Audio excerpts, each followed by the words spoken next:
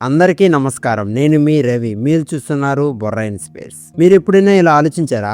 గతం గురించి భయపడకుండా, భవిష్యత్తు గురించి టెన్షన్ పడకుండా, ప్రస్తుతం ఉన్నటువంటి ఈ క్షణంపై నేను ఏమి చేయాలి అని ఆలోచించిన సందర్భం ఉందా?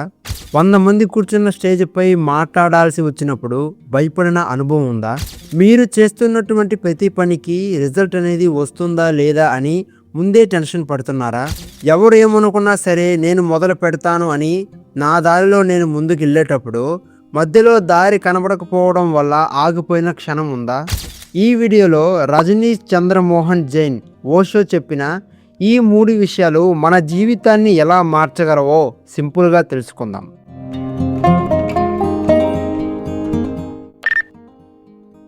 ప్రస్తుత క్షణంపై దృష్టి పెట్టడం అంటే మనం ఇప్పుడు ఉన్న క్షణాన్ని పూర్తిగా అనుభవించడం. నేను ప్రస్తుతం ఏ పని లేదా ఆలోచన చేస్తున్నానో దానిపై పూర్తిగా శ్రద్ధ, ప్రయత్నం పెట్టినప్పుడు భవిష్యత్తు గురించి ఆందోళన తగ్గుతుంది. ఇలా చేయడం వల్ల స్ట్రెస్ కూడా తగ్గుతుంది. ఓషో చెప్పినట్టు మనము చాలాసార్లు జరిగిపోయిన దానిని మళ్ళీ మళ్ళీ గుర్తు చేసుకుంటూ ఉంటాం, లేకపోతే భవిష్యత్తులో జరగబోయే దాని గురించి ఆందోళన పడుతూ ఉంటాం. ఈ రెండిటి వల్ల మనం ప్రస్తుతం ఉన్న క్షణాన్ని అనుభవించడం మానేస్తున్నాం. ఎగ్జాంపుల్గా, నీ ఆఫీసులో నువ్వు ఒక ప్రాజెక్టుపై పనిచేస్తున్నావు. ఆ ప్రాజెక్టు పూర్తి కావాలి అంటే నీ యొక్క ఎఫర్ట్ని పూర్తిగా పెట్టాలి. అప్పుడు మాత్రమే అది కంప్లీట్ అవుతుంది. కానీ నువ్వు ఈ ప్రాజెక్టు పూర్తయ్యాక మేనేజర్ ఏమంటాడో, దీనివల్ల నాకు ప్రమోషన్ వస్తుందా, నా గ్రోత్పై ఎలాంటి ప్రభావం చూపుతుంది అని భవిష్యత్తు గురించి ముందే ఆలోచించడం మొదలు పెడితే ప్రస్తుతం ఉన్నటువంటి పనిపై దృష్టి తగ్గిపోతుంది. అందుకే భవిష్యత్తు గురించి ఎక్కువగా ఆలోచించడం వల్ల ప్రస్తుతం ఉన్నటువంటి ఈ విలువైన క్షణాన్ని కోల్పోతున్నాం. ఒక వ్యక్తికి డ్యాన్స్ అంటే చాలా ఇష్టం. తన టాలెంట్ను ప్రపంచానికి చూపించాలని చాలా ప్రయత్నాలు చేశాడు. కానీ మొదట్లో అతన్ని ఎవరూ పట్టించుకోలేదు. అందరూ నవ్వారు, కొందరు విమర్శించారు కూడా. అయినా అతను ఆపలేదు. అతనికి నచ్చిన పనిని అతను చేసుకుంటూ ముందుకు వెళ్ళాడు. చివరికి ఒకరోజు ప్రపంచం మొత్తం అతన్ని గుర్తించింది. అతను గొప్ప డాన్సర్ అని అంగీకరించారు. అతనే మైకేల్ జాక్సన్. ఓషో చెప్పే విషయం కూడా ఇదే. మనం చాలాసార్లు సమాజం ఏమంటుంది, ఇతరులు ఎలా జడ్జ్ చేస్తారు అనే భయంతో మన నిజమైన స్వభావాన్ని దాచుకుంటాం. ఇలా చేస్తే తప్పంటారేమో, జనాలు నవ్వుతారేమో అని భయపడుతూ ఉంటాం. కానీ అందరూ చెప్పిన మాటలు పట్టించుకొని ఉంటే మైకేల్ జాక్సన్ లాంటి వారు పుట్టేవారు కాదు.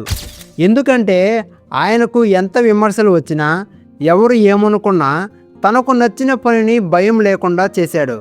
మన జీవితంలో అలా చేయొద్దు, ఇది కుదరదు అని చెప్పేవాళ్ళు చాలామంది ఉంటారు.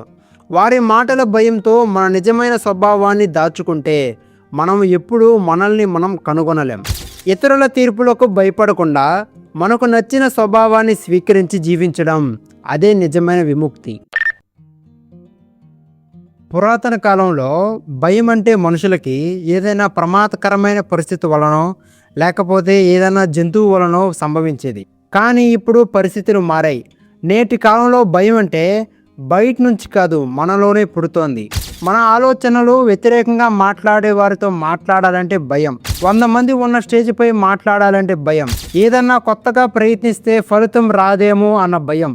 ఈ భయం గురించి ఓషో ఏం చెప్తున్నాడంటే, మనకు ఎంత శక్తి ఉన్నా కానీ, ఎంత సామర్థ్యం ఉన్నా కానీ ఈ భయం వల్ల మనం ముందుకు అడుగు వేయలేకపోతున్నాం.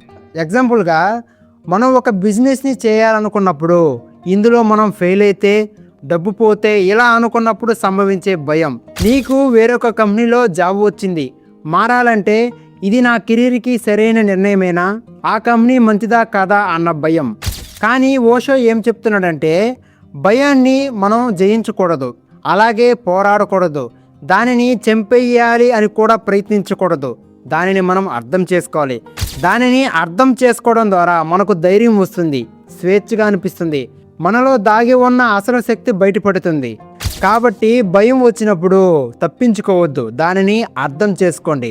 ఎందుకంటే భయాన్ని అర్థం చేసుకున్నప్పుడు మనకు నిజమైన ధైర్యం మరియు స్వేచ్ఛగా అనిపిస్తుంది.